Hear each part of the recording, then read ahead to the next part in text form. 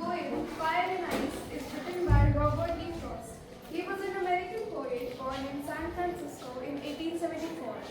The poem is an award-winning poem and won the Pulitzer Award. It was firstly published in the Harper magazine and then in the New Hampshire. The poem talks about an apocalypse, and the 9 lines of the poem refer to the 9 rings, where sinners get punishment, about which Dante talked about in his Inferno. The poem was written during the end of the First World War.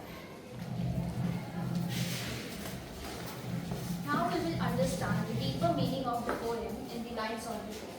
Anushka, can you please read the first stanza? Fire and ice. Some say the world will end in fire, some say in ice. From what I have tasted of desire, I hold with those who favor fire. Thank you, you may sit down. So, poet here has taken two elements of the nature, that is fire and ice, and has compared them to the human nature. Here, fire is compared to greed, lust, wants, and desire, whereas ice is compared to hatred, coldness, and indifference.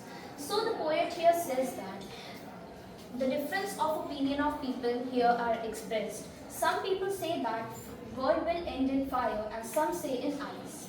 From what I have tasted of desire, I hold with those who favor fire.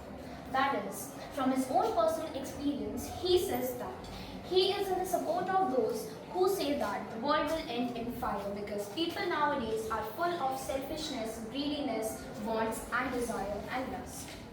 Shweta, can you read the second stanza? But if it had to perish twice, I think I know enough of you to say that for destruction ice is also great and will suffice.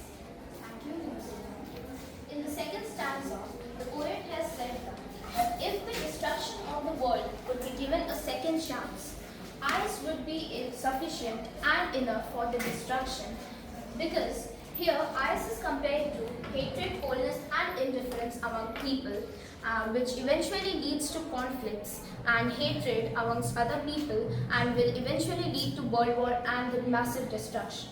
So here the poet says that ice is equally sufficient and is capable to destroy the world.